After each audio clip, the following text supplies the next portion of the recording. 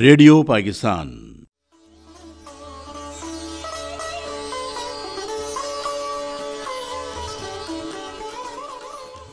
کتاب کہانی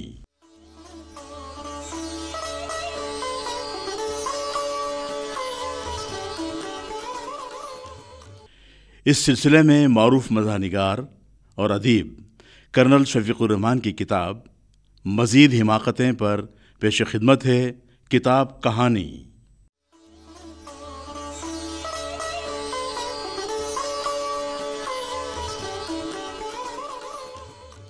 تحریر و تحقیق پرویز اختر،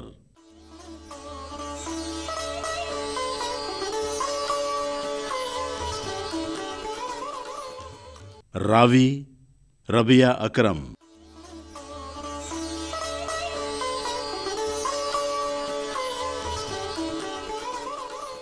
پروڈیوسر سیما رضا۔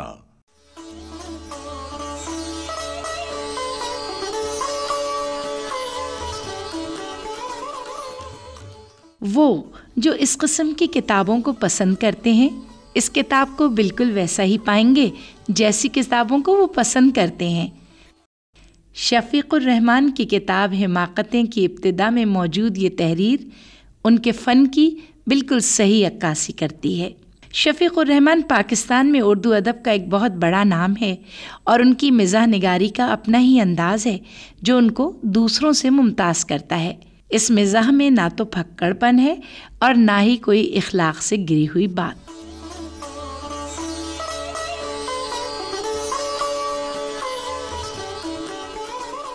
تم میری بیکار زندگی میں کتنی خوشگوار تبدیلی لائی ہو۔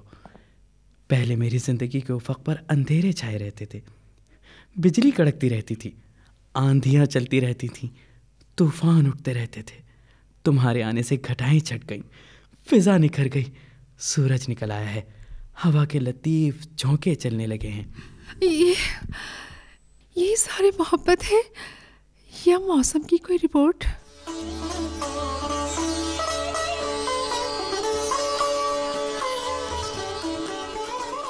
یہ ہے دو کرداروں کی بات چیت جو شفیق الرحمان کی کتاب حماقتیں کے مضمون کلب میں شامل ہے۔ اس پر اردو کے عظیم افسانہ نگار کرشن چندر کا یہ تبصرہ بالکل صادق آتا ہے کہ شفیق الرحمان کے افسانے پڑھ کر شوخ رنگوں کی یاد تازہ ہو جاتی ہے، سرخ سرخ، نارنجی، یاقوتی اور زعفرانی۔ شفیق الرحمان 9 نومبر 1920 کو پیدا ہوئے۔ ابتدائی تعلیم بہاولپور سے حاصل کی اور 1942 میں کنگ ایڈورڈ کالج لاہور سے MBBS کیا۔ اس کے بعد آپ لندن گئے اور وہاں ایڈنبرگ کالج سے پوسٹ گریجویٹ ڈگری حاصل کی۔ پیشے کے لحاظ سے فزیشین تھے، پھر آپ نے پاکستان آرمی میں شمولیت اختیار کی اور ریٹائرمنٹ تک خدمات انجام دیتے رہے اور جنرل کے عہدے تک پہنچے۔ آپ 1980 سے 1985 تک چیئرمین اکیڈمی آف لیٹرز بھی رہے۔ شفیق الرحمان کی خدمات کے اعتراف میں انہیں ہلال امتیاز سے بھی سرفراز کیا گیا۔ شفیق الرحمان نے لکھنے کا آغاز طالب علمی کے زمانے سے ہی کر دیا تھا اور ان کی پہلی کتاب کرنیں 1938 میں منظر عام پر آ گئی۔ یہ ان کی تحریروں کا پہلا دور تھا جو 1948 تک رہا۔ اس دوران میں ان کی شائع ہونے والی کتابوں کی ترتیب اس طرح رہی کہ 1943 میں دوسری کتاب شگوفے، 1944 میں لہریں، پھر اگلے سال 1945 میں پرواز، 46 میں مد و جزر، 1947 میں حماقتیں اور پھر مزید حماقتیں اور آخر میں 1948 میں پچھتاوے شائع ہوئی۔ شفیق الرحمان کی تحریروں کا دوسرا دور 1980 میں شروع ہوا جب ان کا ناول دجلہ شائع ہوا۔ اس طویل وقفے کے بارے میں مشہور مزاحیہ شاعر سید ضمیر جعفری نے اپنے اخباری کالم میں لکھا، جس کا عنوان تھا کچھ نہ لکھنے کی سلور جوبلی۔ کہا تو یہ جاتا ہے کہ ادیب اور شاعر اگر کافی عرصے تک کچھ نہ لکھے تو اس کی مقبولیت تقریباً ختم ہو جاتی ہے اور لوگ بھلانا شروع کر دیتے ہیں، لیکن شفیق الرحمان کے معاملے میں یہ بات بالکل غلط ثابت ہوئی۔ طویل وقفوں میں بھی ان کی پرانی کتابوں کے ایڈیشن شائع ہوتے رہے اور لوگ اسی ذوق و شوق سے پڑھتے رہے، خاص طور پر نوجوان، کیونکہ ان کا ماحول اس وقت کے نوجوانوں کے مزاج کی طرح चुलबुला और चंचल था। ये उन दिनों का जिक्र है जब रूफी के दांत पर बिजली गिरी। रूफी, जिनको बाद में शैतान का नाम मिला, बिजली से बहुत डरते थे। जब बादल आते तो वो बिस्तरों में छुपते फिरते। सब कहते कि अगर बिजली को गिरना है तो ज़रूर गिरेगी। रूफी जवाब देते, बेशक गिरे, लेकिन इस तरह कम से कम उसको मुझे ढूंढना तो पड़ेगा। हुआ यूं कि बारिश अभी अभी थमी थी। रूफी सोफे से पीछे निकलकर दबे पांव बरामदे तक गए, ये देखने कि बादल छट गए या नहीं। इतने में जोर से बिजली कौंदी और एक अजीमुशान धमाका हुआ। जब वो होश में आए तो उनका एक दांत हिल रहा था। उन्होंने आईना देखा तो दांत का कुछ हिस्सा स्याह नजर आया। अगले रोज आसपास मशहूर हो गया कि रात रूफी मियाँ के दांत पर बिजली गिरी है। वो 2 दिन तक बिस्तर पर पड़े रहे, लेकिन इस तरह हम अपने आने वाले सहमाई इम्तिहान से न बच सके।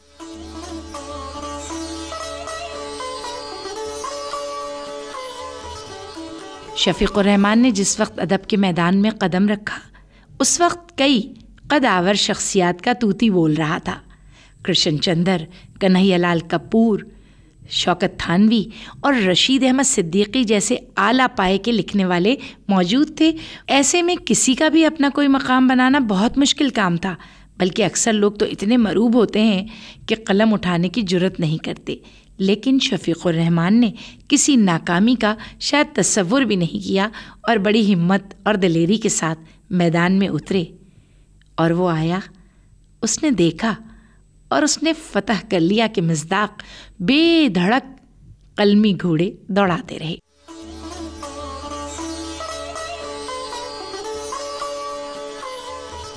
इतने में एक बुजुर्ग तशरीफ लाए जो पुलिस के मुलाजिम थे। उन्होंने अपने थाने के बड़े दरवाजे पर खुशामदीद लिख रखा था और कभी थाने में तशरीफ़ लाइए उनका तकिया कलाम था। उनके आने पर मौजू बदल गया और खानगी किस्म की गुफ्तगू भी शुरू हो गई। अगले रोज़ शैतान मुझे तल्ख साहब के यहाँ ले गए। रास्ते में मुझे मालूम हुआ कि खुशकिस्मती से शैतान की मुलाकात दुनिया की अजीम तरीन हस्ती से हो गई है। तल्ख साहब समाज के सबसे बड़े बागी हैं, मुल्क के सबसे बड़े इंसान हैं। उनकी तहरीरों में जादू है, उनके कलम में जहर है। पेचदार रास्तों से और तंग गलियों से गुजर कर हम एक बोसीदा से तारीख मकान पर पहुँचे, जहाँ एक मुनहनी सा जर्द रू सेकंड हैंड इंसान ऐनक लगाए कुछ लिख रहा था। सामने चंद हजरात बैठे उसे गौर से देख रहे थे। एक कोने में एक मरियल सा कुत्ता बैठा दुम हिला रहा था। शैतान ने मेरा तारुफ करवाया। आप नेशनलिस्ट हैं या सोशलिस्ट? उस शख्स ने पूछा। पता नहीं, मैंने जवाब दिया। तो फिर इम्पीरियलिस्ट होंगे? जी नहीं। तो फिर आप हैं क्या? इंसान हूँ। आप इंसान हरगिज़ नहीं हैं जब तक आप कम से कम कम्युनिस्ट ना हो। इन सब में फ़र्क क्या है? तो गोया आपको फ़र्क भी नहीं मालूम, गज़ब खुदा का। सचमुच मैं नहीं समझ सका कि एक रॉयलिस्ट एक मार्क्सिस्ट से क्यों खफा है, एक फाशिस्ट एक नार्क्सिस्ट से क्यों अच्छी तरह पेश नहीं आता और रियलिस्ट क्यों अलहदा रहते हैं। हमारे नौजवान किस कदर बेबहरा हैं।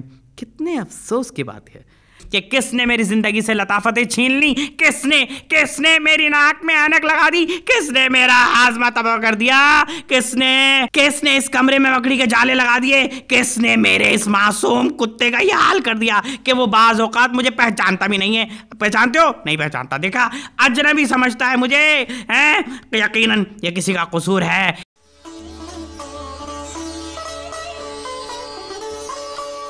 शफीकुर रहमान की उस दौर की तहरीरों की कामयाबी और मकबूलियत का अंदाज़ा बड़े बड़े तनकीद निगारों की आरा से होता है। सफ़े अव्वल की अदीबा हिजाब इम्तियाज़ अली लिखती हैं,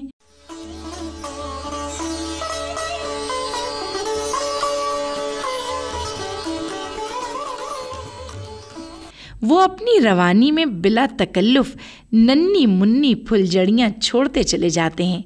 वो उन कम याब लोगों में से हैं कि जिनकी खुशतबई अपने ऊपर बिला तकल्लुफ़ हंस सकती है।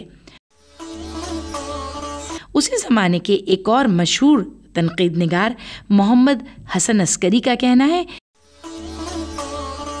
कि सारे नए अदब में ले दे के एक शफीकुर रहमान साहब हैं जिन्होंने तफरीही अदब की तरफ तवज्जो की है।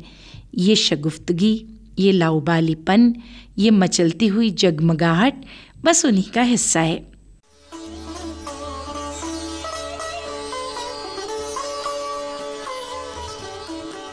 ہم تینوں میز کی طرف چل دیے۔ سنو وائٹ سردی کی شکایت کرنے لگا، اس قدر سردی ہے کہ تھرمامیٹر پڑھنے کے لیے اسے گرم پانی میں ڈالنا پڑتا ہے۔ اور تمہاری جیپ کہاں ہے؟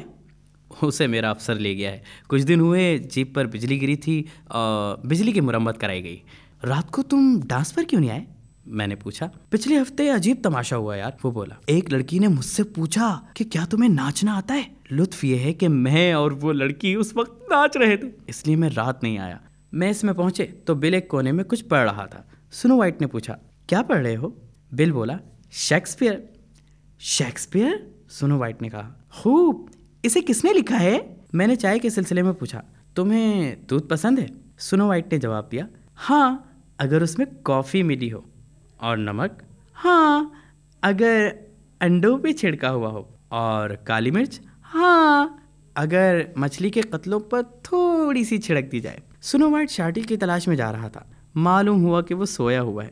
سنو وائٹ نے کھڑکی سے کود کر بمشکل اسے جگایا اور بولا، سناؤ کیا حال ہے؟ شارٹی آنکھیں ملتا ہوا اٹھا، اچھا ہے، کوئی خاص بات تھی کیا؟ سنو وائٹ کہنے لگا، نہیں بس یوں ہی، میں نے کہا ذرا حال پوچھتے چلیں۔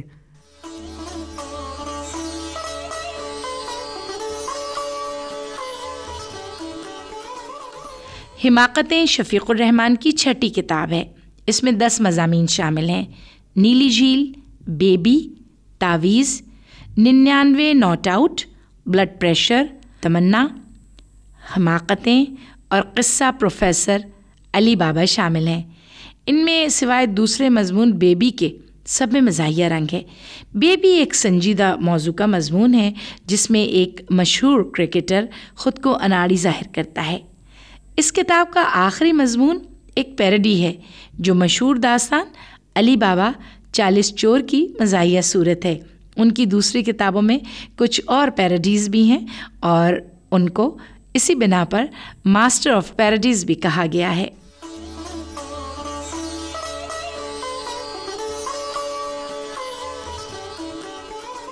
ایک بچہ باہر گیٹ کے پاس خانچے والے سے محو گفتگو ہے۔ آپ کے پاس شکرکندیاں ہیں؟ نہیں، شکرکندیاں تو نہیں ہے۔ کھیرے ہیں؟ نہیں مگر سنگترے ہیں۔ اور ککڑیاں ہیں؟ نہیں، ککڑیاں نہیں مگر کیلے ہیں۔ اور گنڈیریاں؟ نہیں لیکن سیب ہے۔ اور تو بھائی کیوں نہیں کہتے تھے تمہارے پاس فروٹ بالکل بھی نہیں ہے؟ چند بچے بیٹھے ہوئے بڑوں کا مذاق اڑا رہے ہیں۔ ایک بچہ کہہ رہا ہے کہ ان لوگوں کی حالت یہ ہے کہ اگر انہیں کوئی لطیفہ سناؤ تو سن چکنے کے بعد پوچھتے ہیں پھر کیا ہوا؟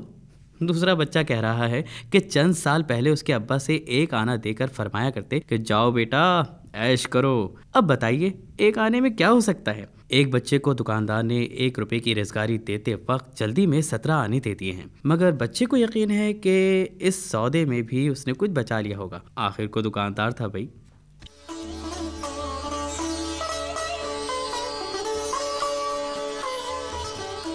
شفیق الرحمان کی تحریروں کی مقبولیت کی ایک وجہ ان کی زبان بھی ہے۔ انہوں نے بہت سادہ اور روزمرہ کی زبان استعمال کی ہے اور جملے ایسے برجستہ ہیں جیسے کوئی عام زندگی میں بات چیت کرتا ہے۔ ان کی کہانیوں میں ماحول بھی ایک اوسط درجے کے افراد کا ہے اور تمام افراد اسی طبقے کی زبان بولتے نظر آتے ہیں۔ وہ پرتاثر الفاظ اور زبان استعمال کرتے ہیں۔ حماقتیں میں زیادہ تر کہانیاں ایک گھرانے کے گرد گھومتی ہیں جن میں کچھ مخصوص کردار ہیں۔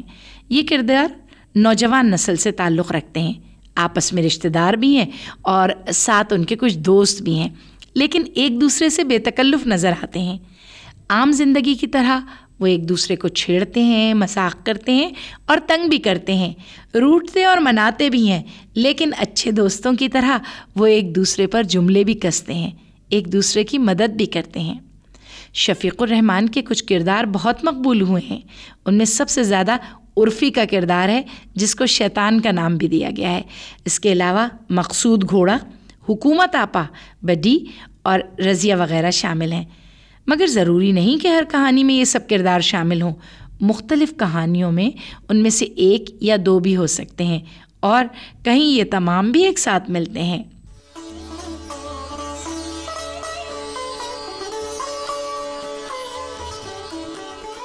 ہمارے ماسٹر صاحب بڑے خونخوار قسم کے آدمی تھے. یوں تو وہ بیچلر آف آرٹس تھے، لیکن بعد میں ہمیں پتہ چلا کہ شادی شدہ ہیں اور کئی بچوں کے باپ ہیں.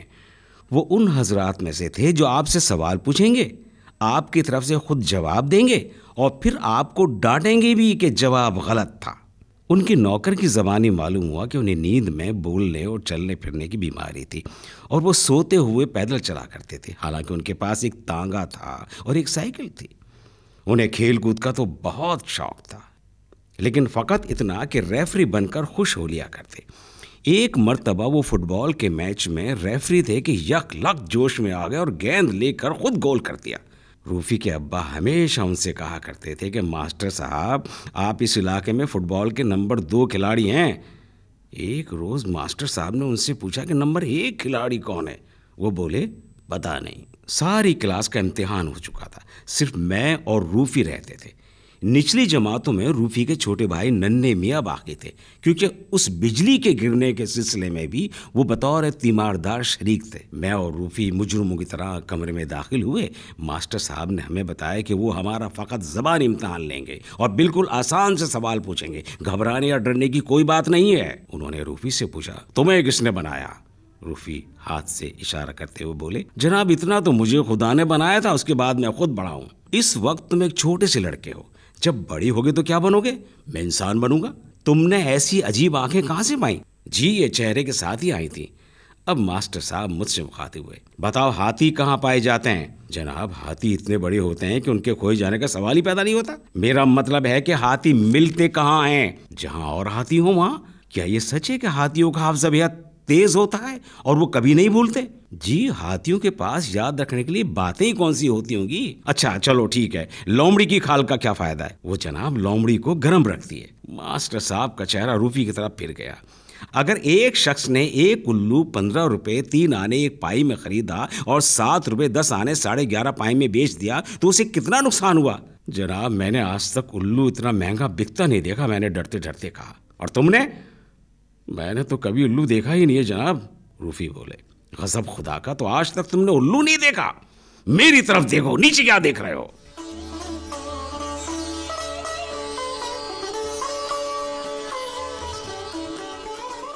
شفیق الرحمان کے بارے میں علامہ نیاز فتح پوری لکھتے ہیں، شفیق الرحمان کے مضامین ملک کے موجودہ ذوق کو آسودہ کرنے والے ہیں.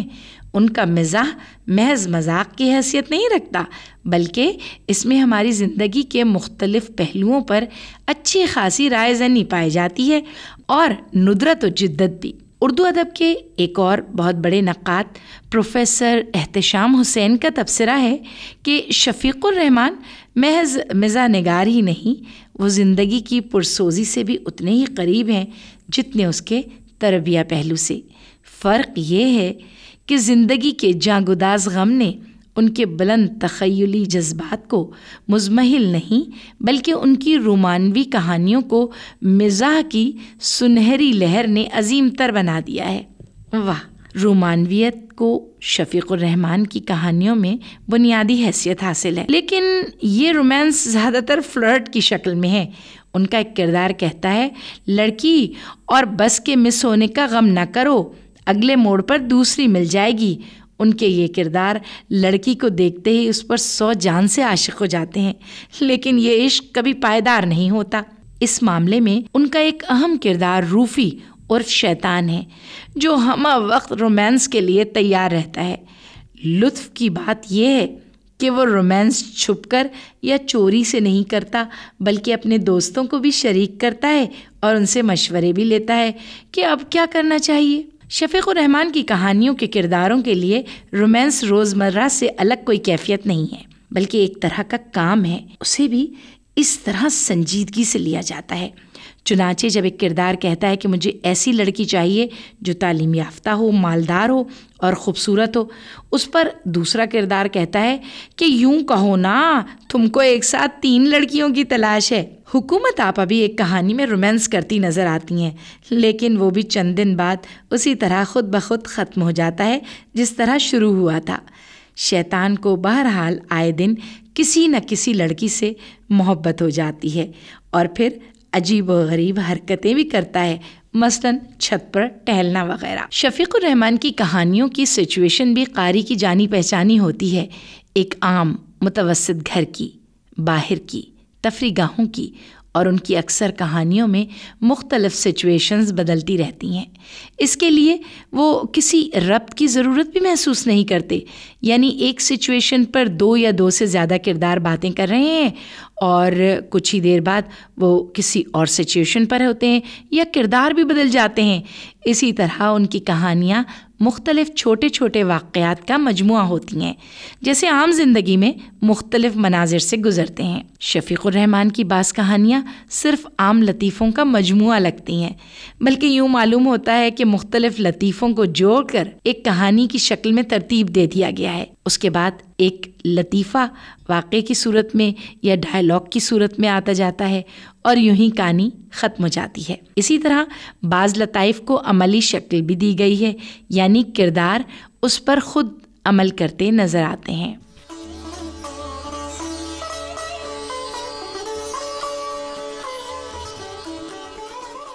تمنا وہ لڑکی تھی جسے جنوبی ایران میں پہلے میں نے دیکھا تھا، لیکن جب شیطان نے اسے شمالی ہندوستان میں دیکھا تو فوراً عاشق ہو گیا۔ جب شیطان نے مجھے تار دے کر چائے پر مدعو کیا تو میں سمجھ گیا کہ وہ کسی پر عاشق ہو گئے ہیں۔ ایسے موقع پر وہ ہمیشہ تار دے کر ہی مدعو کیا کرتے ہیں۔ سپہر کو میں وہاں پہنچا اور حسب معمول مجھے وہ اسٹیشن پہ نہیں ملے۔ ان کے گھر پہنچ کر میں نے ہر جگہ ڈھونڈا سوائے اس جگہ کے جہاں وہ تھے۔ دیر کے بعد مجھے خیال آیا کہ چھت پر دیکھوں، کیونکہ عاشق ہونے کے بعد شیطان اکثر چھت پر ٹہلا کرتے ہیں۔ اوپر پہنچ کر دیکھا کہ وہ فرش پر بیٹھے ہوئے ہیں۔ غالباً اس کی وجہ یہ بھی تھی کہ وہاں بیٹھنے کے لیے اور کوئی چیز ہی نہیں تھی۔ جب وہ اپنے عشق کی داستان سنا رہے تھے تو میں خاموش بیٹھا اخبار پڑھ رہا تھا۔ میرے خیال میں ان کی یہ حرکت بالکل فضول تھی اور ان کی باتوں کا نہ سر تھا نہ پیر، لیکن میں نے ان لطیف جذبات کا اظہار نہیں کیا۔ جب انہوں نے ناکامی کی صورت میں اپنے آپ کو اس دنیائے فانی سے ڈسمس کرنے کی دھمکی دی تو میں چونکا۔ آخر تم کیا چاہتے ہو؟ میں نے اخبار کو تہہ کرتے ہوئے پوچھا۔ مجھے مدت سے ایسی لڑکی کی تلاش تھی جو تعلیم یافتہ ہو، سلیقہ شعار ہو اور خوبصورت ہو۔ تو تم کیوں نہیں کہتے کہ تمہیں 3 لڑکیوں کی تلاش تھی؟ دفتن مجھے وہ لڑکی مل ہی گئی۔ میں موٹر سائیکل پہ جا رہا تھا، راستے میں میں نے اس کی پشت دیکھی جو بلا شبہ دنیا کی حسین ترین پشت تھی۔ میں نے قریب جا کر لفٹ کے لیے پوچھا اور کہا کہ میں آپ ہی کے راستے پہ جا رہا ہوں۔ اس نے میری طرف دیکھا اور میں غش کھاتے کھاتے بچا۔ پھر اس نے کہا کہ میں اس جگہ اجنبی ہوں، کیا آپ اپنے مکان تک میری رہنمائی کر دیں گی؟ پھر میں نے کہا کہ میں اس جگہ اجنبی ہوں، کیا آپ اپنے مکان تک میری رہنمائی کر دیں گی؟ اس نے اپنے گھر کا مفصل پتہ بتا دیا اور بولی، خبردار جو میرا تعاقب کیا تو۔ اس کے بعد جو کچھ ہوا وہ اس شعر سے ظاہر ہے میرے دوست۔ از بالوں پر غبار تمنا فشردائم، پر شاخ گل گران ابور آشیان ماں۔ انہوں نے یہ شعر بالکل بے موقع پڑھا تھا اور بالکل غلط پڑھا تھا۔ غالباً انہیں اس کے معنی بھی نہیں آتے تھے، محض اس لیے پڑھ دیا کہ فارسی کا شعر تھا، اس میں تمنا کا ذکر تھا۔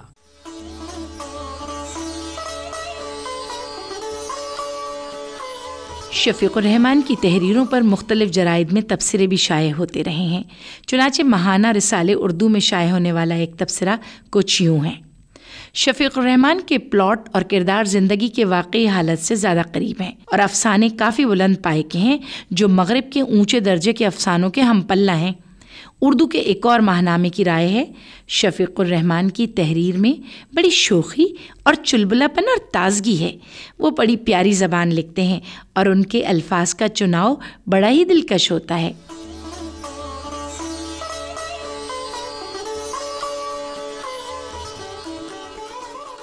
ایک رات علی بابا ایک جلسے سے دیر ہوئے لوٹا۔ سونے کا قصد ہی کیا تھا کہ پڑوس سے باتوں کی آواز آئی۔ کھڑکی سے جھانک کر دیکھا تو کچھ جانوروں کو تھان پر باتیں کرتے پایا۔ علی بابا نہ حیران ہوا نہ پریشان، کیونکہ اس نے بزرگوں سے سن رکھا تھا کہ صدیوں پہلے جانور بڑی مسجع اور مقطع زبان میں کھلم کھلا باتیں کیا کرتے تھے۔ پرانی کتابوں میں جانوروں کے مکالمے بھی درج ہیں۔ علی بابا نے کان لگا کر باتیں سنی۔ دنیا کی سیاسی حالت پر گفتگو ہو رہی تھی۔ سب جانور اپنی اپنی بولیاں بول رہے تھے۔ گدھا کہہ رہا تھا، حضرات، انسانوں کی طرح اپنا وقت ضائع مت کیجیے، خدا کے لیے کوئی مفید بات کیجیے، یہ کیا بےہودہ موضوع لے بیٹھے ہیں آپ؟ اونٹ بولا، بھائی صاحب میں آپ سے متفق ہوں، آپ ہمیشہ عقل مندی کی بات کرتے ہیں۔ گدھے نے مسکرا کر کہا، شطرنج عجب گر بنواسند گدھارا، میرے خیال میں دنیا کا سب سے فرسودہ موضوع سیاست ہے۔ کچھ ہو رہا ہے، کہیں ہو رہا ہے، کوئی کر رہا ہے، آپ اس سلسلے میں کچھ کر سکتے ہیں نہ میں، پھر مفت میں تل ملانے کی کیا ضرورت ہے؟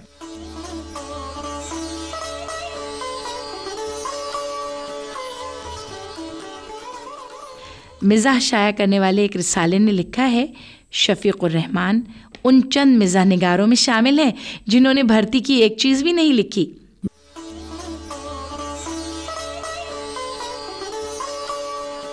میرا بلڈ پریشر؟ شیطان نے پھر شروع کیا۔ درست ہے، مقصود گھوڑے نے پھر ان کی بات کاٹ دی۔ ہوا یہ کہ آج صبح جو میں اٹھ کر دیکھتا ہوں تو کائنات میرے لیے سنوری ہوئی تھی، سورج میرے لیے ضرورت سے زیادہ چمک رہا تھا اور اپنی چمکیلی اور سنہری شعاعیں براہ راست میرے واسطے بھیج رہا تھا۔ باغیچے میں لا تعداد پھول محض میرے لیے کھلے تھے اور پرندے اس امید پر سریلے گیت گا رہے تھے کہ میں سنوں گا۔ پھر ناشتے پہ مجھے دنیا کی بہترین چائے ملی جو صرف میرے لیے دارجلنگ کی خوشنما پہاڑیوں سے چنی گئی تھی، اور دنیا کی تندرست ترین گائے نے اپنے لختے جگر منظور نظر بچھڑے کو نظر انداز کرتے ہوئے میرے لیے دودھ کا ایک گلاس بھیجا۔ لاکھوں شہد کی مکھیاں مدتوں فقط میرے لیے محنت و مشقت کرتی رہیں، چنانچہ انہوں نے اپنی کاوش کا نتیجہ شہد کی صورت میں میری خدمت میں پیش کیا، جسے میں نے بڑی فراخ دلی اور خندہ پیشانی سے قبول فرمایا۔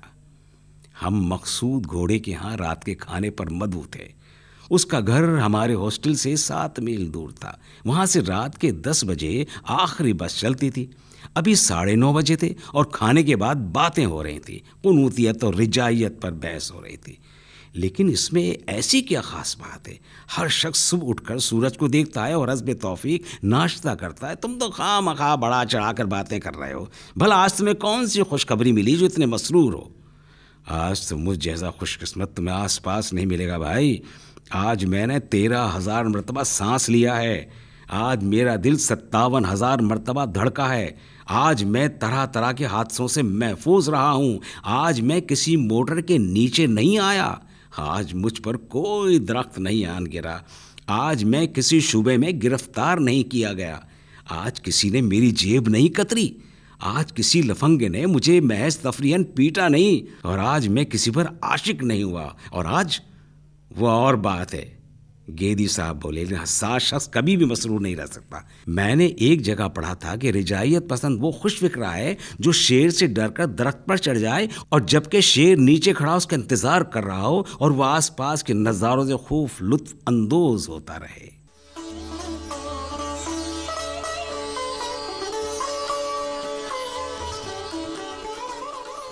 ایک مشہور ادبی رسالے ادب لطیف کا تبصرہ کچھ اس طرح ہے: شفیق الرحمان موجودہ دور میں صحت مند ادب کا بانی ہے اور اردو کے معروف ڈائجسٹ کی رائے ہے، شفیق الرحمان کو کون نہیں جانتا، شاید وہ نہ جانتے ہوں جو ہنسنا نہیں جانتے۔ لیکن شفیق الرحمان کے پاس صرف مزاح کا خزانہ ہی نہیں، وہ زندگی کے پہلوؤں کو سنجیدگی سے بھی دیکھتے ہیں اور فلسفیانہ انداز میں اس پر بات بھی کرتے ہیں۔ چنانچہ حماقتیں کی ایک کہانی بلڈ پریشر میں لکھتے ہیں: دراصل ہم پریشان اس لیے ہوتے ہیں کہ ہم آنے والی مصیبت کو بہت جلد رخصت کرنے کے بجائے اسے بیٹھنے کو کرسی پیش کر دیتے ہیں، اور ہماری توقعات بے شمار ہیں اور ہم بہت خود غرض ہیں۔ شفیق الرحمان کے بارے میں ڈاکٹر رؤف پاریک کی رائے ہے کہ ان کا مزاح ہر دور میں مقبول ہے اور وہ 60 سال تک اردو ادب کی اس صنف پر راج کرتے رہے ہیں۔ اس کی وجہ یہ ہے کہ ان کی تحریریں وقت کی قید سے آزاد ہیں، یعنی جو بات کل نوجوانوں کو اچھی لگتی تھی وہ آج کے نوجوانوں کے لیے بھی دلچسپ ہے۔ ان کی کہانیوں کے کردار مسلمان بھی ہیں اور غیر مسلم بھی، اسی لحاظ سے وہ گھر کے مناظر بھی پیش کرتے ہیں، لیکن ان کا جواز بھی فراہم کرتے ہیں۔ اسی طرح وہ عورت کے حسن کی تفصیلات بھی بیان کرتے ہیں اور مردوں کی دلی کیفیات کا حال بھی بیان کرتے ہیں اور باہر کی دنیا کی ثقافت کو بھی۔ شفیق الرحمن کی کتاب حماقتیں اپنے ٹائٹل کی وجہ سے ایک تو عام سطح کی کتاب معلوم ہوتی ہے، لیکن اس کو پڑھنے کے بعد معلوم ہوتا ہے کہ اس میں کتنی قابل غور باتیں ہیں اور زندگی کے مسائل کو کس خوبی سے ہلکے پھلکے بیان کیا گیا ہے۔ یہ ایک ایسی کتاب ہے جس کے لیے ضروری نہیں کہ آپ کسی خاص وقت میں یا کوئی بہت اہتمام کر کے پڑھیں، بلکہ حماقتوں کا شمار ان کتابوں میں ہوتا ہے جو راستے میں، سفر میں، کسی بھی وقت اور کہیں بھی پڑھی جا سکتی ہیں۔ اسی طرح یہ لوگوں میں مطالعے کا شعور پیدا کرنے اور ان کو مطالعے کی طرف راغب کرنے کے لیے بھی بہت اہم ہے۔ اگر کوئی حماقتیں کی کہانیوں کو پڑھ کر یہ سمجھنے لگے کہ وہ بھی اس قسم کی تحریر لکھ سکتا ہے تو یہ اس کی حماقت ہوگی، کیونکہ اس طرح الفاظ کا چناؤ، جملوں کی ساخت اور سب سے بڑھ کر روزمرہ کا استعمال کوئی آسان کام نہیں ہے۔ یہ کہنا غلط نہ ہوگا کہ شفیق الرحمن نے جو انداز اختیار کیا تھا وہ ان سے شروع ہو کر انہی پر ختم بھی ہو گیا ہے۔ شفیق الرحمن کی کہانیاں امر ہیں، ان کی کہانیوں کے کردار امر ہیں اور ان کے ساتھ ساتھ خود شفیق الرحمن بھی امر ہو گئے ہیں۔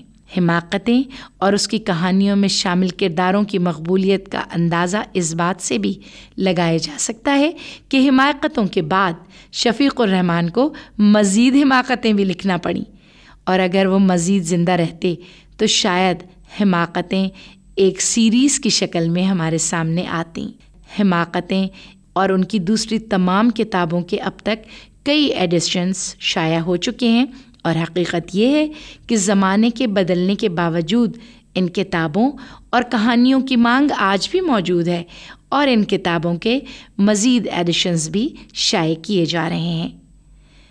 شفیق الرحمن نے 19 مارچ سن 2000 کو وفات پائی، لیکن وہ اپنی تحریروں کی شکل میں ہمارے ساتھ آج بھی موجود ہیں اور کل بھی موجود رہیں گے، اور جس طرح ان کے زمانے کے نوجوانوں میں انہوں نے مقبولیت حاصل کی، ان کو وہ مقبولیت آج اور آنے والے کل میں بھی حاصل رہے گی۔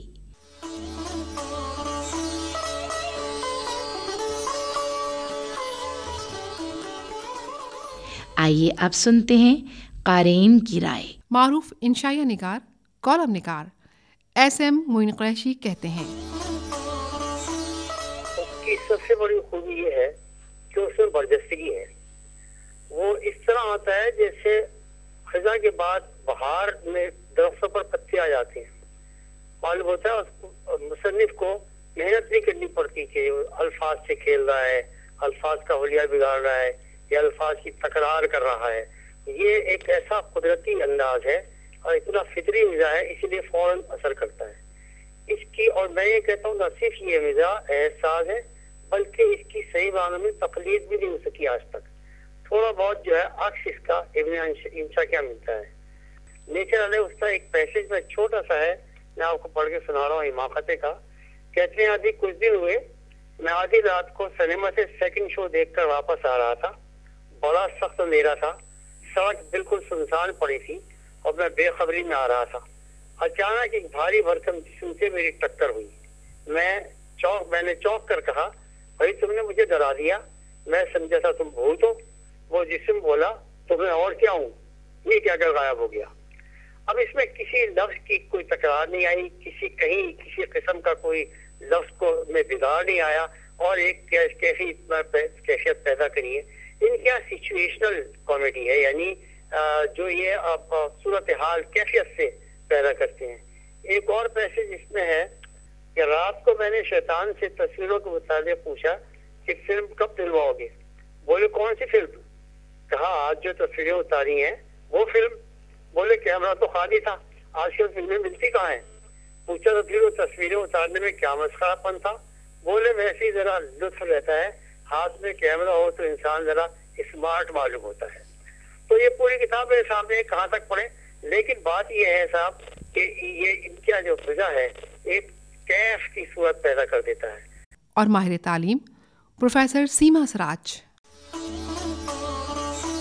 شفیق الرحمان کے نام کے ساتھ ہی بس خود بخود ایک تازگی کا احساس ہونے لگتا ہے اور ان کی بے شمار حماقتیں جو ہیں وہ ذہن کے پردے پر نمایاں ہوتی ہیں.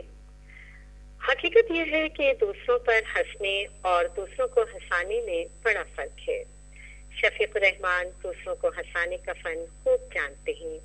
ان کے فن میں نہ صرف شگفتگی پائی جاتی ہے بلکہ نہایت سنجیدگی کے ساتھ پاکیزگی کا عنصر بھی نمایاں ہے. میرے خیال میں شفیق الرحمان کی حماقتیں کہیں بھی ہمیں اس سامیانہ پن کا احساس نہیں دلاتی جو کہ اکثر دور حاضر کے مزاح میں نظر آتا ہے. موصوف کی حماقتیں کہیں ہمیں سوچنے پر مجبور کرتی ہیں اور کہیں مسکرانے پر، اور بعض مقامات پر آپ کھلکھلا کر ہنس بھی سکتے ہیں.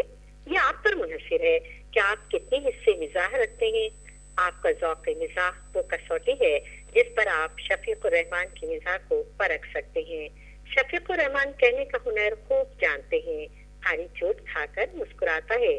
شفیق الرحمان کی حماقتیں پھوار کی مانند ہیں جو کہ شگفتگی کا احساس دلاتی ہیں اور مطالعے کے بعد دیر تک ہم تازگی محسوس کرتے ہیں. آج شفیق الرحمان کی کتابوں اور ان کے نام کے ساتھ ہی وہ تمام تحریریں میرے ذہن میں دوبارہ اجاگر ہوئی اور میں اس پھوار کی شگفتگی اور تازگی اس وقت محسوس کر رہی ہوں. معروف شاعر اور S S P traffic doctor Qamar Rizvi کہتے ہیں اصل میں طنز و مزاح کے نثر نگاروں میں شفیق الرحمان اپنی ایک ممتاز حیثیت رکھتے ہیں. ان کی تحریریں اس لحاظ سے منفرد ہیں کہ ان کے یہاں طنز و مزاح قہقہ بن کر ہوٹوں پر نہیں گونجتا بلکہ ان کی تحریریں ایک مسلسل تازگی، شائستگی اور شگفتگی سے روح قلب کو ٹھنڈک پہنچاتی رہتی ہیں. اچھا، ان کا یہ انداز ان کی تمام تر کتب میں ایک طرز اسلوب کے طور پہ نمایاں ہے. ان کی حماقتیں، ان کی کتاب مزید حماقتیں، دجلہ وغیرہ، یہ ایک انتہائی ممتاز انداز ہے اور اسی سبب سے یہ متاخرین میں بھی اور اپنے ہم عصروں میں بھی اور اب جو لوگ تحریریں لکھ رہے ہیں طنز و مزاح کے اوپر ان میں ایک نمایاں حیثیت رکھتے ہیں. معروف شاعر اور مدیر اجمل سراج کہتے ہیں شفیق الرحمان صاحب جو اردو کے مزاح نگاروں میں اور نثر نگاروں میں کلاسک کا درجہ اختیار کر چکے ہیں. حماقتیں ان کی ابتدائی جو پہلی دوسری جو کتابیں ان کی تھیں ان میں سے ایک کتاب ہے حماقتیں اور مزید حماقتیں. تو وہ بہت ہی دلچسپ پیرائے میں اپنی زندگی میں نوجوانی کے عالم میں پیش آنے والے واقعات کو انہوں نے اس میں اس کا ذکر ہے سارا. اور شفیق الرحمان صاحب وہ لکھنے والے ہیں کہ جن کو ہر مزاح نگار نے پسند کیا ہے. مثلا آج ہم کہتے ہیں کہ ہم مزاح کے عہد یوسفی میں جی رہے ہیں تو مشتاق احمد یوسفی خود جو ہے جب ان سے پوچھا جاتا ہے کہ وہ کسے پسند کرتے ہیں کس لکھنے والے کو تو وہ شفیق الرحمان کا نام لیتے ہیں. اسی طرح ابن انشا اور اس سطح کے جو بھی لکھنے والے ہیں بڑی سطح کے انہوں نے شفیق الرحمان صاحب کو بے انتہا پسند بھی کیا ہے.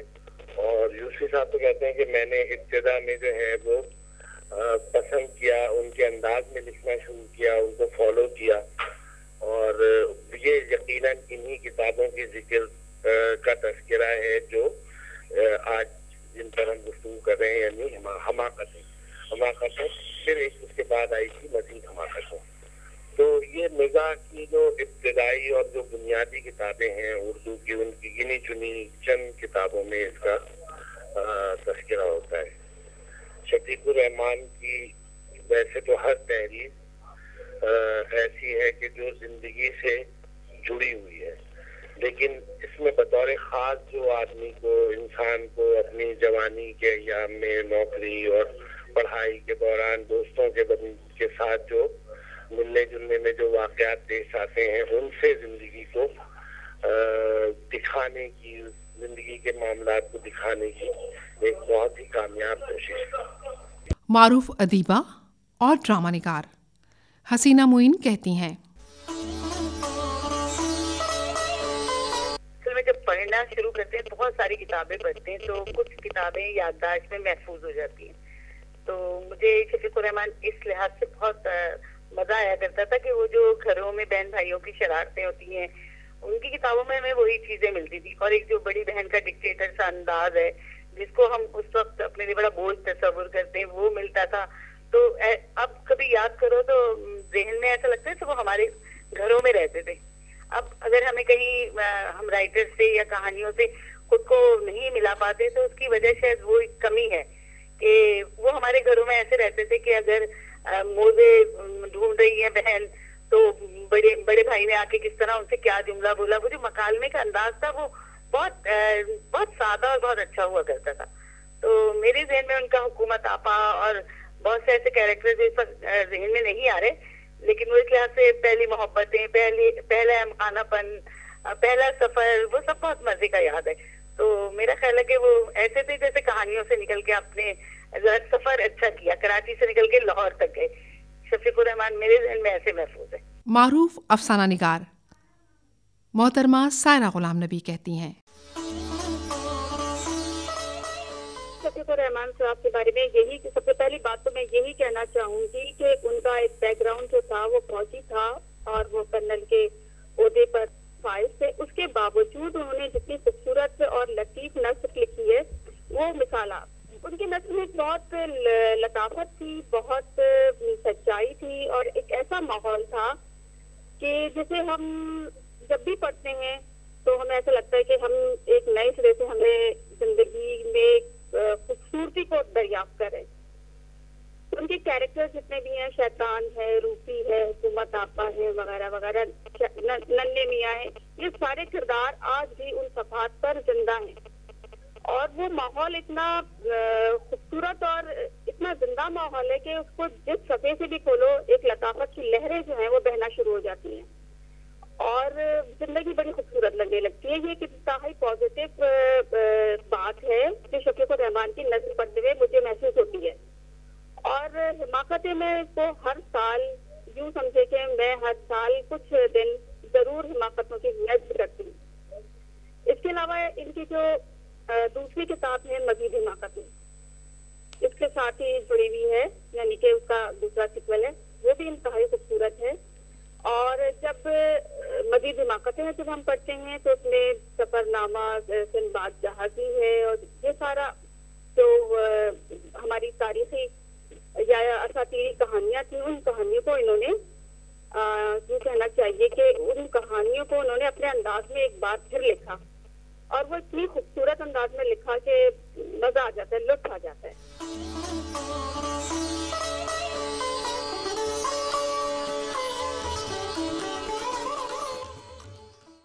معروف مزاح نگار اور ادیب کرنل شفیق الرحمان کی کتاب مزید حماقتیں.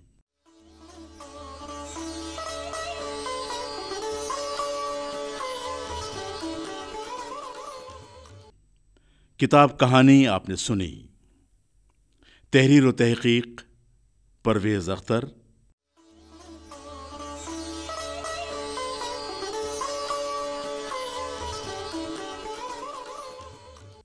راوی ربیہ اکرم.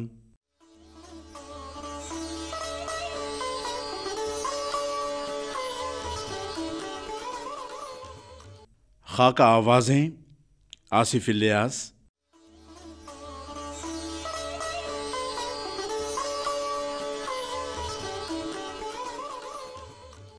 منان حمید